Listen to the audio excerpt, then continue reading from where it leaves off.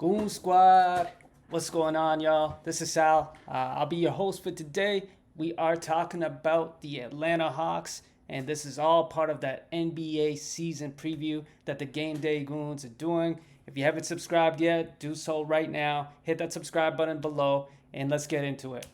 All right, Atlanta Hawks. We are looking at a season where they really didn't make any massive moves. They did get rid of John Collins. He's on the out. He went to the Utah Jazz. He got his wish. He had been requesting a trade, and there really wasn't a lot of room for him with DeAndre Hunter playing some power forward, with them having two centers already, and just a lot of depth, to the benefit of the team, but, taking away from John Collins himself. So he asked out, he got out. The Hawks ended up moving forward with Quin Snyder as their head coach this offseason, which is, in my opinion, a fantastic move. Quin Snyder is a fantastic coach who has been known for regular season success. And I think that the Atlanta Hawks are going to have a big season because of that, and they're a threat in the playoffs as well.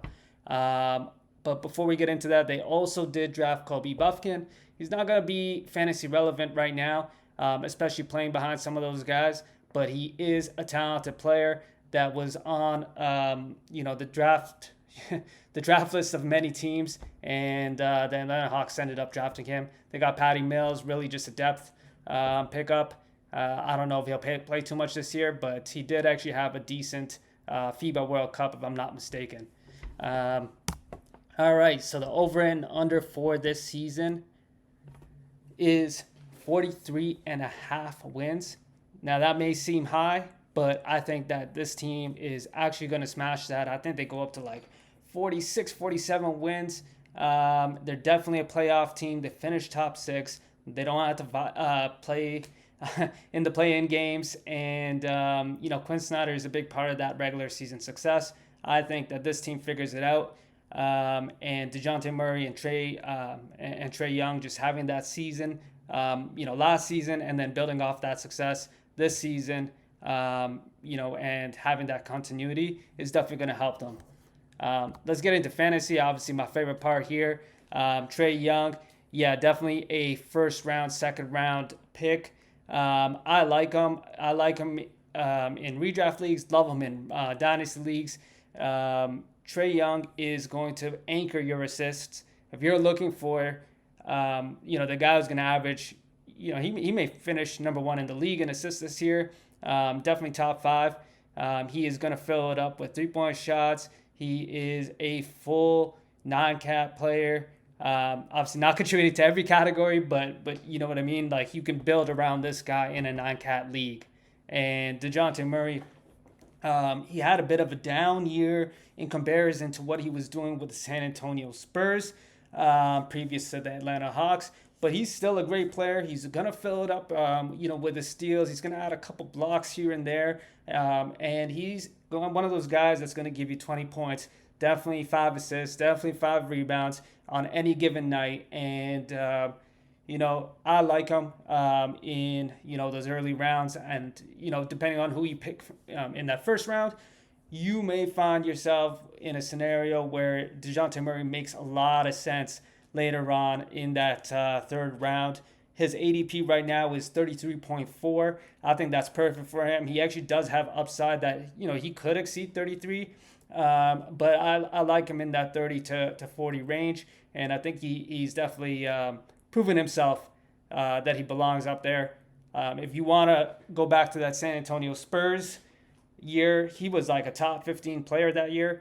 And if Trae Young were, God forbid, to go down for, any extended period of time due to injury or anything like that, I would expect Trae Young to really pick up there. Of course, Okongwu and Capella, the two centers I was talking about earlier, these guys are going to fill it up on the rebounding end. I like Okongwu to exceed his ADP of 104.9. I actually think that Okongwu might have a better season than Capella. This could be a breakout season, and they do have a similar skill set, but I think Okongwu has a lot of potential. I think that comes out this year. Capella is a little bit injury prone, so we're going to see Okongwu get his opportunities. And so just keep an eye on him. Maybe you don't want to draft him, but you could do worse in those late rounds. We've got Bogdan Bogdanovic. His ADP is 140. He's more of a scorer. He's going to be on your wire in a 12-team league at some point or another. But if you are looking for scoring and it's your final few picks, can't go wrong with him. Just don't be attached to him. Sadiq Bey and DeAndre Hunter are both going to be fighting for that starting power forward spot. But I just think it's going to go to Jalen Johnson. So for those who aren't familiar, Jalen Johnson is this like maybe 6'8", 6'9" power forward. He does it all. He rebounds, scores, and assists. Doesn't do anything extremely well, but at the power forward position, he could give you 6-7 assists on any given night if he is getting those starting minutes. And so you think about like Ben Simmons flying, going off the shelf in those late rounds, thinking you got a steal there because this guy could average 7-7-7 or some combination of like 10, 8 and it's like 5 or something. Well, that's what Jalen Johnson is as well. He's one of those guys who can really give you a multi-category game. I'm not going to say he's a triple-double threat, but he can fill it up in all three of those categories, and he's a good defender as well. And this guy, he might be in his third or fourth year. I actually am not 100% sure, but he is a hell of a player, and I think he is going to break out this season. DeAndre Hunter, I wouldn't waste any pickups on him unless he is secured as a starting power forward. I wouldn't draft him. Just wait that one out. AJ Griffin is one I do want to talk about for sleeper leagues, for some of those deeper ones or dynasty leagues. He is a very talented young player. He definitely deserves an opportunity. He may not get it right away, but just keep an eye out for him. And if he is, for some reason getting starting minutes or a six-man type role, then definitely look at this guy and pick him up. He has shown it time and time again last year that this guy is a baller, and really the only thing stopping him is minutes.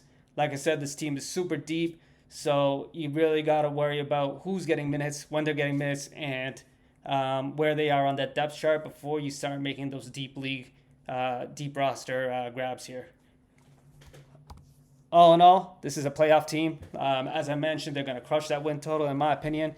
Quin Snyder is going to lead this team, and the Atlanta Hawks are going to have a really good season. May see a breakout center, may see a breakout power forward. So just keep your eyes peeled for that. And guys, let me know in the comments below what you think. Am I wrong? Am I expecting too much for these Atlanta Hawks? Or am I right on the money? And this is a team on the verge of maybe becoming a contender in the near future. All right, cool. So that's a wrap for the Atlanta Hawks 2023 season preview. I hope you enjoyed this video. Quick shout out to our sponsor, Tenement Cards. Check them out at tenement.com and build your dream card collection today. If you found this video informative, don't forget to hit that like button. Obviously, subscribe below, and be sure to check out our next previews.